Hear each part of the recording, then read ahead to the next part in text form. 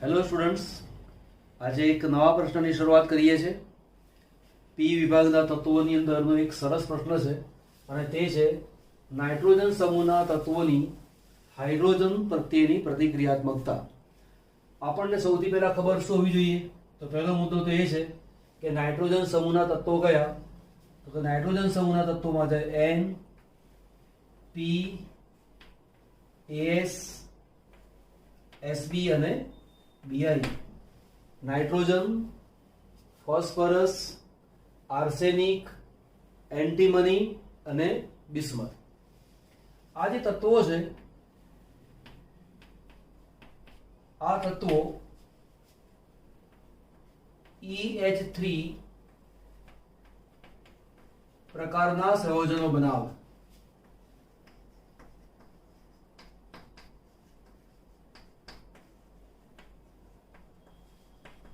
EH3 માં ગણવાનું શું કે જ્યાં E બરાબર નાઇટ્રોજન સમૂહનું તત્વ,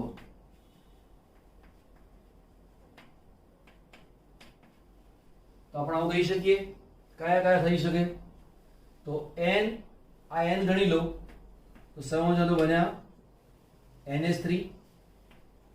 ત્યાર પછી છે PS3, ASS3,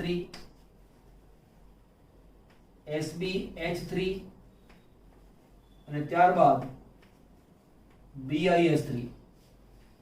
NH3 જેનું નામ છે એમોનિયા,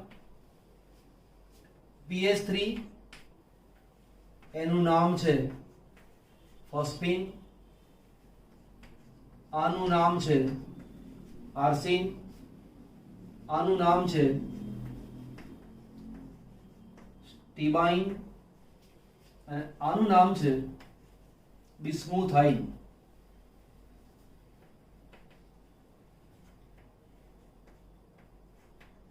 નામ શું બન્યું? તેનું બિસ્મુથાઇન.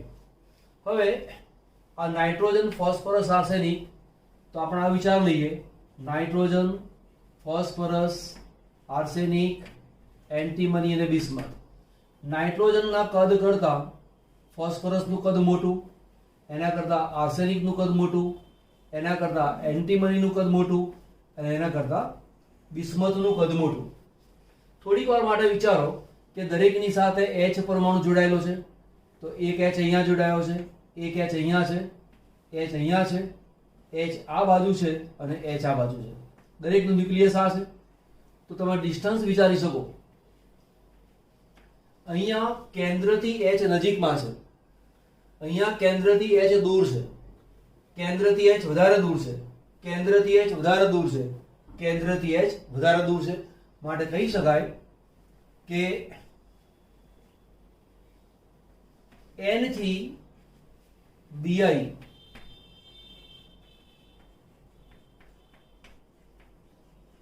પરમાણુનું કદ વધે છે.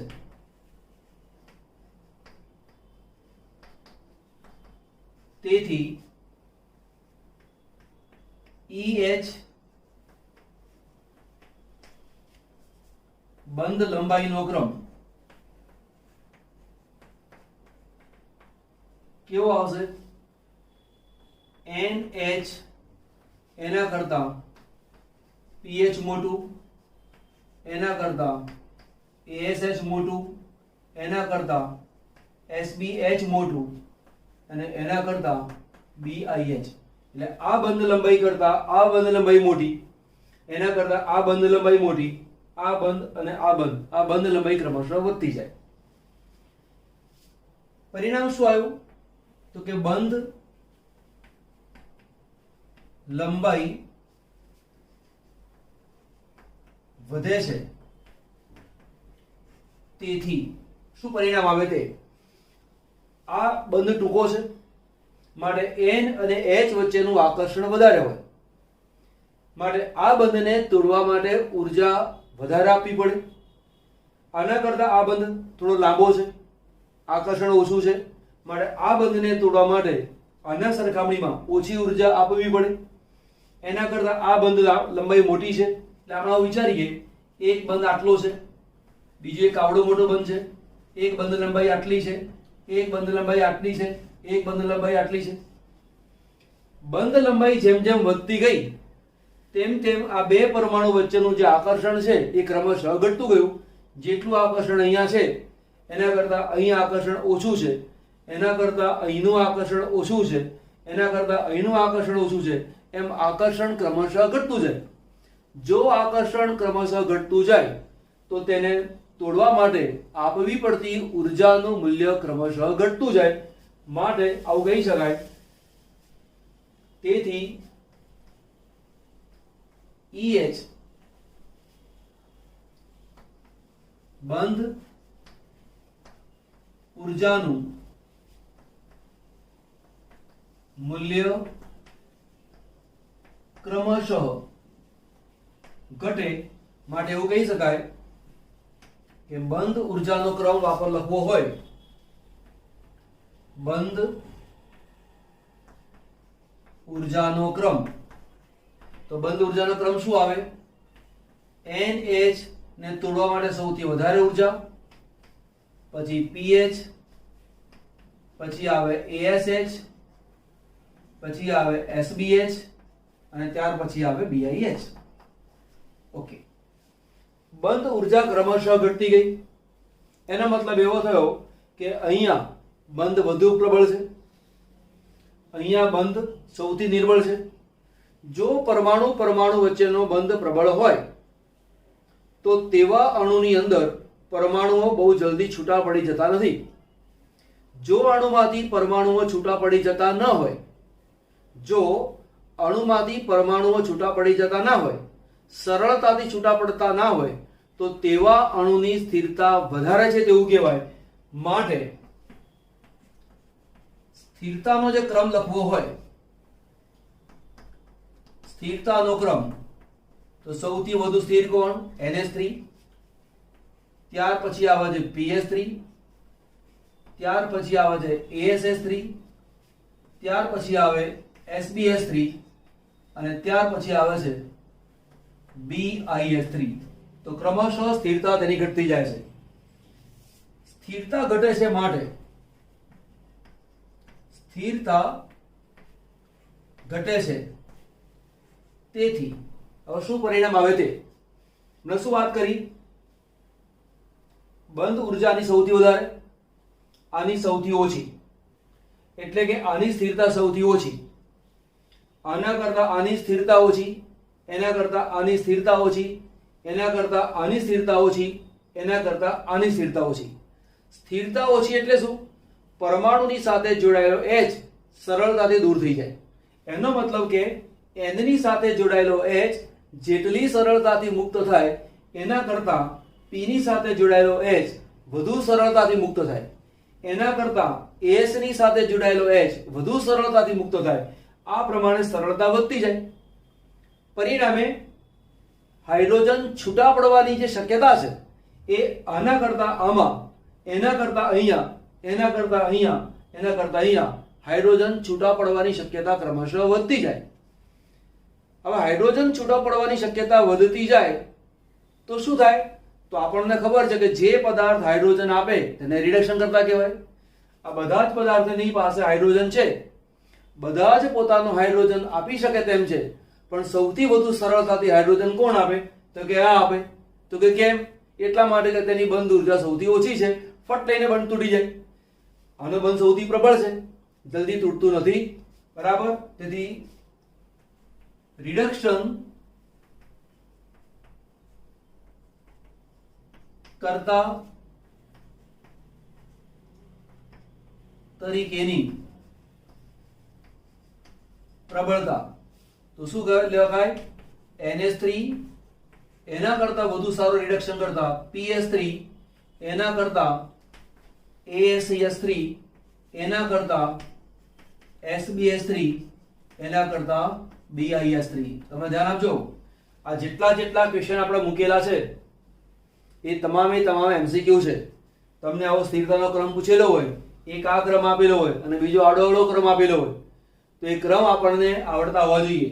એક સ્ક્રીનશોટ લઈ લો, પછી આપણે એના વિશે ડિટેલમાં બીજું જોઈએ છે. બહુ જ અગત્યનો મુદ્દો છે અને તે છે બેઝિકતાનો ક્રમ.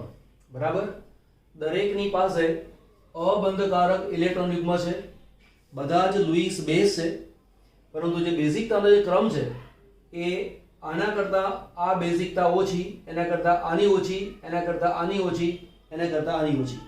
તો બેઝિકતાનો ક્રમ ક્રમશઃ ઘટે છે. કેમ? તો તમે સમજો. નાઇટ્રોજનની પાસે અબંધકારક ઇલેક્ટ્રોન યુગ્મ છે, આ છે નાઇટ્રોજનનું કદ અને તેની સાથે H આપેલો છે. એ જ પ્રમાણે ફોસ્ફરસ N કરતાં P નું કદ મોટું છે, આ છે અબંધકારક ઇલેક્ટ્રોન યુગ્મ, તેની સાથે 3H આવેલા છે. ત્યાર પછી AS, એનું કદ હજી મોટું અને 3H અહીંયા આવેલા છે. બરાબર, અને આની પાસે અબંધકારક ઇલેક્ટ્રોન યુગ્મ છે. અહીંયા અબંધકારક ઇલેક્ટ્રોન યુગ્મ નાના કદ ઉપર ફેલાયેલું છે. આ જે ઇલેક્ટ્રોનનો વીજભાર છે, ઋણભાર, એ મોટા કદ ઉપર ફેલાયેલો છે. આ ઇલેક્ટ્રોનનો ઋણભાર એના કરતાં મોટા કદ ઉપર ફેલાયેલો છે. પરિણામે જેટલી ઋણભારની પ્રબળતા, આ તો એવું કહેવાય કે ઋણભારની તીવ્રતા જેટલી અહીંયા છે એના કરતાં આની ઉપર ઋણભારની તીવ્રતા ઓછી છે. એના કરતાં અહીંયા ઋણભારની તીવ્રતા ઓછી છે. હવે માની લો કે મારી પાસે H+ અને H+ મૂક્યો અને આ ત્રણેય અણુને કહેવામાં આવે કે ભાઈ આ H+ ને તમે ખેંચી લો, તો સૌથી વધુ ઝડપથી કોણ ખેંચી લે? આ ખેંચી લે. ઓછો આ આવે. કેમ આ H+ ને સૌથી વધુ પ્રબળતાથી ખેંચે? એનું કારણ એ છે એનું કદ નાનું છે, ઇલેક્ટ્રોન નાના કદ ઉપર ફેલાયેલો છે, પરિણામે ઋણભારની તીવ્રતા વધારે છે. ઋણભારની તીવ્રતા વધારે હોવાના કારણે H+ ને વધુ પ્રબળતાથી ખેંચે છે, માટે આની બેઝિકતા સૌથી વધારે છે. અને N, P, AS, SB અને Bi ક્રમશઃ કદ વધતા જતા હોવાના કારણે પરમાણુ ઉપરની ઋણભારની તીવ્રતા ક્રમશઃ ઘટતી જાય છે.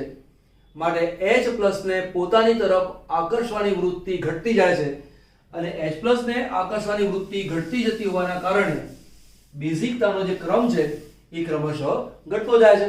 માટે બેઝિકતાનો ક્રમ શું આવે? 3 સૌથી વધુ પ્રબળ બેઝ, એના કરતાં ઓછો PS3, એના કરતાં ઓછો ASS3, એના કરતાં ઓછું SBS3, એના કરતાં ઓછું ઇક્વલ ટુ BIS3.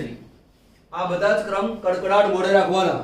MCQ માં આ વસ્તુ બહુ જ પૂછાતી હોય છે, તેનું ધ્યાન રાખી મૂકવાનું. ચલો ધ્યાન આપી લઈએ બીજો પોઈન્ટ, બહુ જ અગત્યનો પોઈન્ટ, અને એ ભણીએ છીએ આપણે ગલનબિંદુ.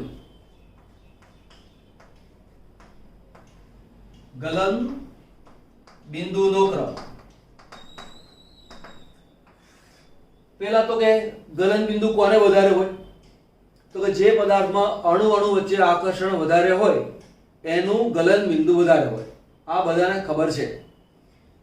અણુ વચ્ચેનું આકર્ષણ એનો આધાર કોની ઉપર? તો કે વાન ડર વાલ એટ્રેક્શન ઉપર.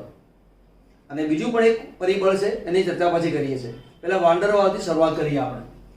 ઉદાહરણ લખું છું NH3, પછી છે PS3, ત્યારબાદ ASS3, ત્યારબાદ SBS3 અને ત્યારબાદ છે BIS3. અહીંયા ઇલેક્ટ્રોનની સંખ્યા ગણવી છે તો N નો પરમાણુ ક્રમાંક 7 એટલે 7 ઇલેક્ટ્રોન, 7 + 3 એટલે 10 ઇલેક્ટ્રોન. આનો પરમાણુ ક્રમાંક 15, 15 + 3 એટલે 18 ઇલેક્ટ્રોન. આ 33 + 3 36 ઇલેક્ટ્રોન. 33 છે, આ છે 51, 51 + 3 54 ઇલેક્ટ્રોન અને 83 + 3 બરાબર 86 ઇલેક્ટ્રોન.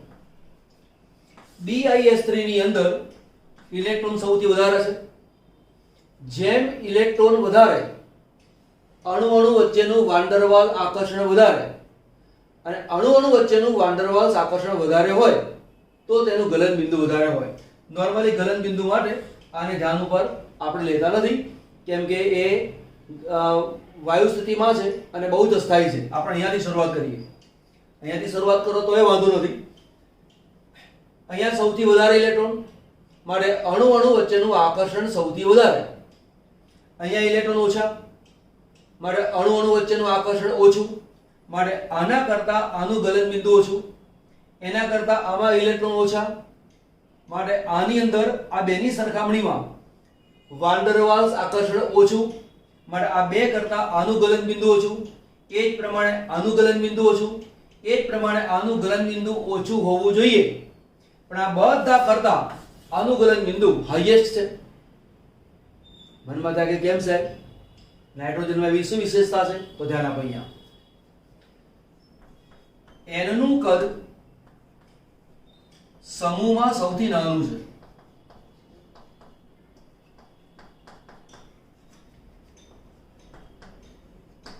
આ અગત્યનો પોઈન્ટ. NH3 માં પ્રવાહી અને ઘન સ્થિતિમાં પ્રબળ હાઇડ્રોજન બંધ બને છે.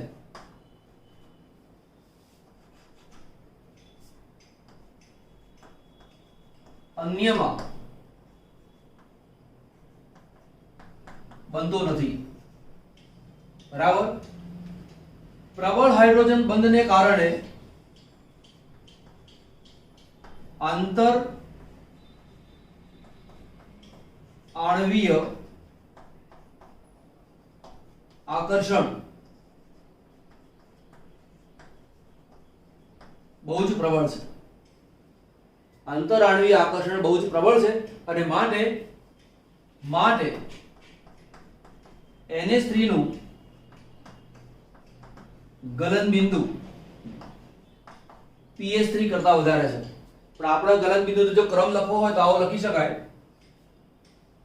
pH3 કરતા આનું ગલન બિંદુ વધારે, એટલે કે pH3 એના કરતા ASH3 નું ગલન બિંદુ વધારે, એના કરતા SbH3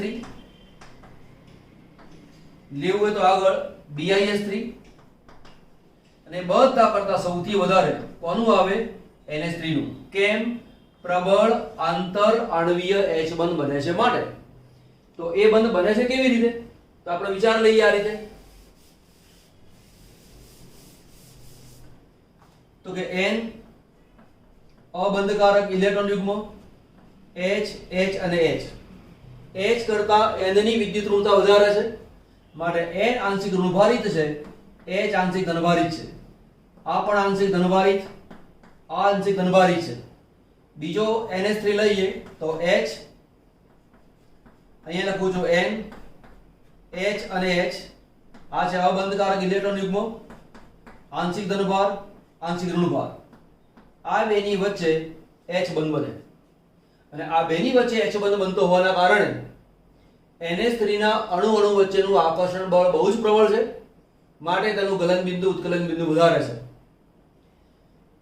અણુ વચ્ચેનું આકર્ષણ બળ વધારે હોવાને કારણે એમોનિયા પ્રવાહી સ્થિતિમાં છે. સામાન્ય તાપમાને NH3 પ્રવાહી સ્થિતિમાં છે જ્યારે બાકીના બધા જ વાયુ સ્થિતિમાં છે. તો કોઈક વાર કારણ તરીકે પૂછી શકાય કે આ બધા પદાર્થો સામાન્ય તાપમાને વાયુ સ્થિતિમાં છે જ્યારે NH3 પ્રવાહી સ્થિતિમાં છે. કેમ? એવો પ્રશ્ન પૂછાય તો જવાબ એવો આપવાનો કે NH3 માં N નું કદ નાનું છે, વિદ્યુત ઋણતા પ્રબળ છે, વિદ્યુત ઋણતા સૌથી વધારે છે. આ ખાસ લખવાનું. N નું કદ નાનું છે, વિદ્યુત ઋણતા સમૂહમાં સૌથી વધારે છે. પરિણામે પ્રબળ આંતર આણવીય H બંધ NH3 ના અણુની વચ્ચે છે માટે તે પ્રવાહી સ્થિતિમાં છે. અન્યમાં પ્રબળ આંતર આણવીય H બંધ બનવાની શક્યતા નથી માટે અણુ વચ્ચેનું આકર્ષણ ઓછું છે માટે આ બધા પદાર્થો વાયુ સ્થિતિમાં છે જ્યારે NH3 કેવો છે? પ્રવાહી સ્થિતિમાં. તો મુદ્દો લખી રાખો છે અહીંયા કે સામાન્ય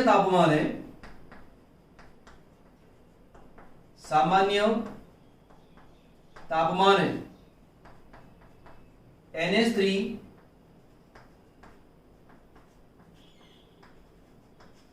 પ્રવાહી સ્થિતિમાં જ્યારે અન્ય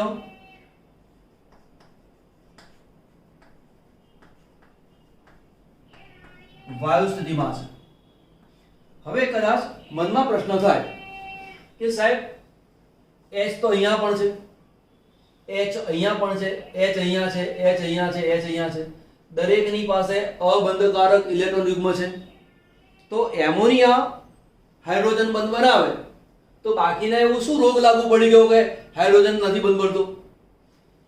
આની પાસે અબંધકારક ઇલેક્ટ્રોન યુગ્મ છે તો આની પાસે પણ છે ને, આની પાસે છે, આની પાસે છે, આની પાસે છે, આની પાસે H છે, આની પાસે H છે, દરેકની પાસે H છે.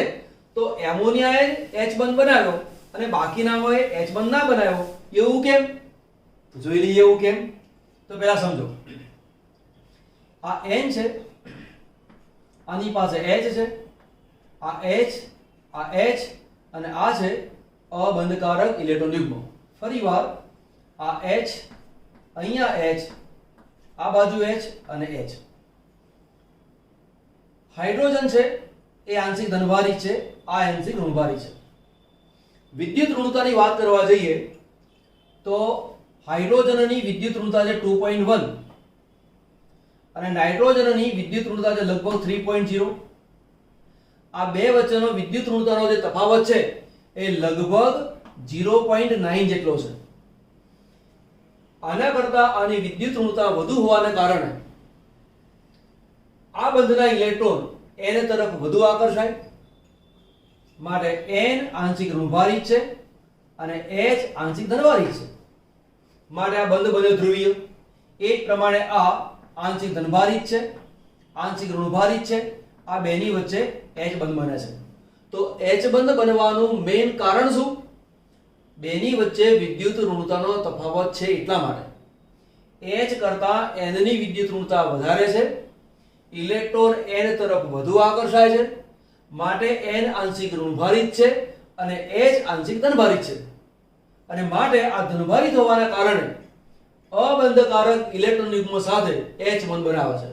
હવે PS3 જોઈએ તો મેં મૂક્યો અહીંયા P, એની સાથે H, ફરીવાર H, ફરીવાર H, અબંધકારક ઇલેક્ટ્રોન યુગ્મ, ફરીવાર અહીંયા H, અહીંયા છે ફોસ્ફરસ, H, H, અબંધકારક ઇલેક્ટ્રોન યુગ્મ. અહીંયા H બંધ કેમ બન્યો? હાઇડ્રોજન આંશિક ધનભારિત છે માટે. હાઇડ્રોજન આંશિક ધનભારિત કેમ બન્યો? H કરતા N ની વિદ્યુત ઋણતા વધારે છે માટે. હવે અહીંયા શું થાય છે? આ H છે, એની વિદ્યુત ઋણતા 2.1 છે. તો જે ફોસ્ફરસ છે એની વિદ્યુત ઋણતા પણ લગભગ 2.1 જ છે. પરિણામે ફોસ્ફરસ આ ઇલેક્ટ્રોનને પોતાની તરફ બહુ પ્રબળતાથી ખેંચી શકે એવી શક્યતા છે નહીં. પરિણામે આની ઉપર આંશિક ધનભાર બનશે નહીં. આંશિક ધનભાર બને નહીં તો આની સાથે H બંધ બને નહીં. H બંધ બને નહીં તો અણુ અણુ વચ્ચેનું આકર્ષણ કેવું હોય? ઓછું હોય. અને અણુ અણુ વચ્ચેનું આકર્ષણ બળ ઓછું હોય તો સ્વાભાવિક છે કે તે વાયુ સ્થિતિમાં હોય. ખબર પડી ગઈ? પડી ને ખબર? જો ધ્યાન આપજો, ટેક્સ્ટ બુક વાંચો, આવી કોઈ પણ બાબતની ચર્ચા ટેક્સ્ટ બુકમાં ના હોય. આ સાહેબ ભણાવે છે, પંડ્યા સાહેબ તમને ડિટેલમાં ભણાવશે, ક્લિયર કટ ભણાવશે અને એવું ટનાટન ભણાવશે કે તમે એકવાર મારી પાસે કેમિસ્ટ્રી શીખ્યા છો તો જિંદગીભર કેમિસ્ટ્રીને ભૂલશો નહીં. કે કોઈ આટલું ક્લિયર ભણાવતું હોય તો સારી વાત છે, અન્ય કોઈ સાહેબ ભણાવતા હોય તો સારી વાત જ છે. પણ જો નથી ભણાવવા મળતું કોઈ જગ્યાએ તો જ્ઞાન પ્રાપ્ત કરજો. તમારે તો છેવટે આ યાદ રાખવાનું છે, દરેકના રીઝન કેમ છે એની સાથે હું ડિટેલમાં તમારી સાથે ચર્ચા કરું છું. કયો ક્રમ લીધો આપણે? ગલન બિંદુનો. બરાબર. ત્યાર પછી લખું છું ઉત્કલન બિંદુનો ક્રમ. ઉત્કલન બિંદુના ક્રમની અંદર પહેલું લેવાનું PS3, એના કરતા ASS3, એમોનિયા વચ્ચે મૂકી દેવાનું, NH3, ત્યાર પછી SbS3 અને ત્યાર પછી છે BiS3. ત્યાર પછી છે મારી પાસે બંધ કોણનો ક્રમ, એટલે H E H બંધ કોણ નો ક્રમ. NH3 માં બંધ કોણ સૌથી મોટો, PH3 માં એનાથી ઓછું, ASH3 એનાથી ઓછું, SBH3 એનાથી ઓછું, BIH3 એનાથી ઓછું. હવે બંધકોણનો ક્રમ સૌથી મોટો, સોરી હા બરાબર છે. અહીંયા કેમ? તો પહેલા જુઓ, N ની પાસે અબંધકારક ઇલેક્ટ્રોન યુગ્મ છે. અહીંયા છે H, અહીંયા H અને અહીંયા H. આપણે બે નું ઉદાહરણથી શીખવાડું છું, આ બે થી, બાકી એના જેવું છે. P અહીંયા છે H અને H. તમે 11મા સાયન્સમાં એક સિદ્ધાંત ભણ્યા હતા, સિજ્વિક અને પોવેલ. કદાચ યાદ આવી ગયું હશે. આખો સિદ્ધાંત કદાચ યાદ ન આવે તો સિજ્વિક અને પોવેલ આ બે નામ, હા સાહેબ બરાબર યાદ આવી ગયું. અને સાહેબ એવું કહેતા હતા કે પરીક્ષાની દ્રષ્ટિએ અગત્યનું છે અને તમારામાંથી ઘણાએ તેને મોડે કર્યું પણ હશે. બરાબર, એ સિદ્ધાંતનો આધાર લઈએ આપણે. આની પાસે છે અબંધકારક ઇલેક્ટ્રોન યુગ્મ. બંને પાસે યુગ્મ તો છે જ. હવે એક વાત સમજો, માનો કે આ બે બંધ છે, આ બે અહીંયા ઇલેક્ટ્રોન છે, અહીંયા પણ ઇલેક્ટ્રોન છે. જો આ ઇલેક્ટ્રોન નજીકમાં આવી જાય તો અપાકર્ષણ વધુ થાય, તો બંધ કોણ મોટો થાય. અને જો અહીંયા અપાકર્ષણ ઓછું હોય તો બંધ નીચે હોય, ઓછો હોય. ફરીવાર, જો અહીંયા ઇલેક્ટ્રોન છે, અહીંયા પણ ઇલેક્ટ્રોન છે, નજીકમાં આવી જાય, અપાકર્ષણ વધારે થાય તો બંધ આ પ્રમાણે જાય, તો બંધ કોણ વધી જાય. અપાકર્ષણ ઓછું થાય તો બંધ કોણ નાનું હોય. સવાલ એ છે કે અપાકર્ષણ ક્યારે વધારે હોય અને ક્યારે ઓછું હોય. તો તમે જુઓ, N અને H ની વાત કરી દઈએ તો એક ઇલેક્ટ્રોન H નો અને એક ઇલેક્ટ્રોન N નો. એ જ પ્રમાણે H અને N, H અને N. H કરતા N ની વિદ્યુત ઋણતા વધારે છે. માટે આ ઇલેક્ટ્રોન ક્યાં આકર્ષાયેલા હોય? નાઇટ્રોજન તરફ. તો આપણે નજીકમાં લખી નાખ્યા, આ બાજુ લખ્યા. આ ઇલેક્ટ્રોનને પણ અહીંયા નજીકમાં લખ્યા, આ બંધ છે.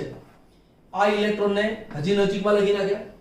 તો આ જે ઇલેક્ટ્રોન છે એ N ની વધારે વિદ્યુત ઋણતાને કારણે N ની નજીક પહોંચી ગયા. નજીક પહોંચી ગયા એટલે આ બેની વચ્ચે અપાકર્ષણ થયું. અપાકર્ષણ થયું એટલે બંધકોણ ખુલી ગયો. પરિણામે આ જે H આટલો નજીક દેખાતો હતો એની જગ્યાએ H આ બાજુ આવતો રહ્યો, બંધકોણ વધી ગયો. પણ H કરતા P ની વિદ્યુત ઋણતા તો વધારે છે જ નહીં, સરખી જ છે. માટે આ ઇલેક્ટ્રોન P તરફ બહુ આકર્ષાય નહીં, આ ઇલેક્ટ્રોન પણ બહુ આકર્ષાય નહીં, આ ઇલેક્ટ્રોન પણ બહુ આકર્ષાય નહીં. પરિણામે જેટલું અપાકર્ષણ અહીંયા હતું એવું અપાકર્ષણ અહીંયા હોય નહીં. માટે આ બંધકોણ જેટલો મોટો છે એટલો બંધકોણ આ હોઈ શકે નહીં. ક્લિયર? ઓકે. તો બંધકોણની વેલ્યુ આ રીતે આવી. પછીનો પોઈન્ટ છે આપણી પાસે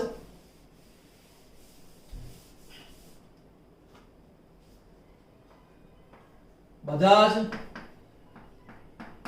ઝેરી છે પણ NH3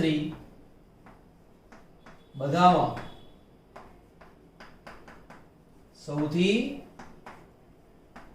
ઓછો ઝેરી છે. એને ધ્યાન આપી લેવાનું.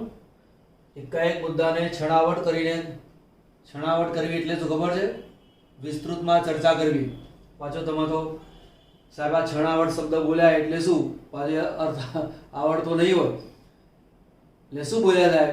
ગુજરાતીનો શબ્દ છે એટલે વિસ્તૃત ચર્ચા આપણે કરી છે. દરેકે દરેક પોઈન્ટને ક્લિયર કરવા માટે પ્રયત્ન કર્યો છે. ચર્ચામાં ટાઈમ બહુ લાગે કેમ કે મારે તમને સમજાવવાનું છે, પણ સમજ પડી ગયા પછી મેઇન મુદ્દાઓ તમારે યાદ કરવાના છે. બરાબર?